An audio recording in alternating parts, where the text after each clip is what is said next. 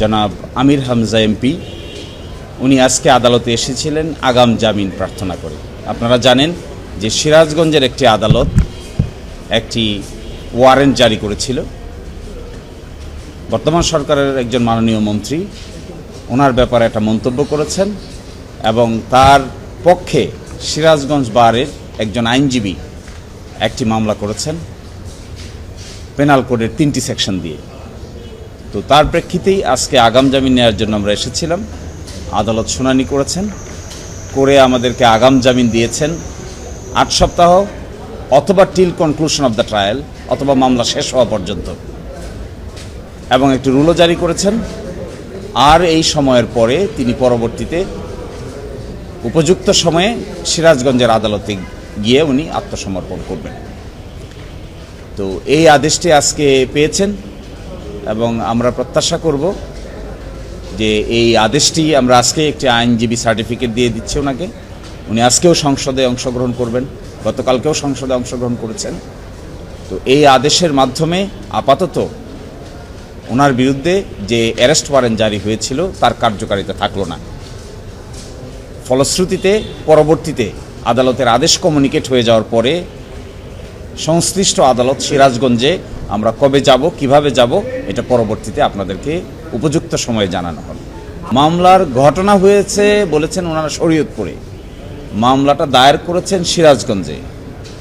যার ব্যাপারে তিনি মন্তব্য করেছেন বলে অভিযোগ করেছেন তিনি মামলা দায়ের করেন নাই।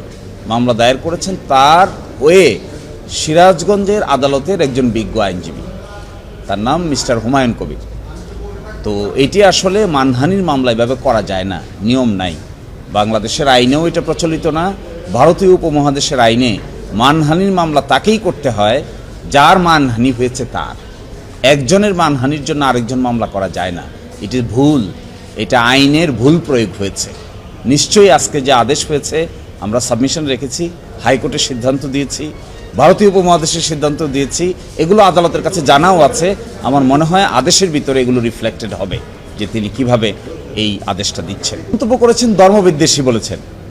তো এটি কে উনি যদি আঘাতপ্রাপ্ত হয়ে থাকেন সংশ্লিষ্ট ব্যক্তি, তাহলে আইনের বিধান অনুযায়ী তাকেই সেই মামলা দায়ের করতে হবে। কিন্তু মামলা দায়ের করে ফেলেছেন আরেকজন, এটা আইনে অ্যালাউড না। এখানে একটা মামলা দুইভাবে রুজু হয়, একটা থানায় রুজু হয়, এটাকে বলে জিআর কেস, আর একটা কোর্টে রুজু হয়, এটাকে বলে সিআর কেস।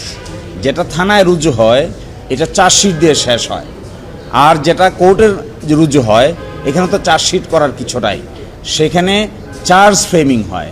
তো এই দুইটা রুটের কথাই আপনারা দেখবেন। আইনজীবী, আমাদের সিনিয়র আইনজীবী জেডাই খান পান্নার মামলায় আমাদের হাইকোর্ট ডিভিশন, আপিলের ডিভিশন ওনাকে এভাবেই জামিন দিয়েছেন till submission of the chargesheet. কিন্তু till submission of the chargesheet তো এখানে নাই, কারণ এই মামলাটা তো হয়েছে কোর্টে, এটা তো আর কোনো পুলিশ স্টেশনে মামলা হয় নাই। সেই জন্য ওই রুটটা হলো 191(1), 191(1)(b। সেই রুটটা হলো কি? সেই রুটটা হলো till conclusion of the trial. পরবর্তী ফ্রেম কি? ওনার বিরুদ্ধে অ্যারেস্ট ওয়ারেন্ট হয়েছে, পরবর্তী স্টেপ কি? চার্জ ফ্রেম করা। এর পরবর্তী স্টেপ কি? ট্রায়াল করা। তো এই জন্য এই আলোচনাটাই সেখানে হয়েছে।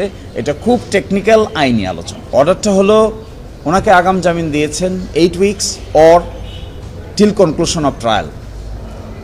তারপরে উনি সিরাজগঞ্জে গিয়ে সারেন্ডার করবেন। এটা ডিপেন্ডিং অন সার্কামস্ট্যান্সেস।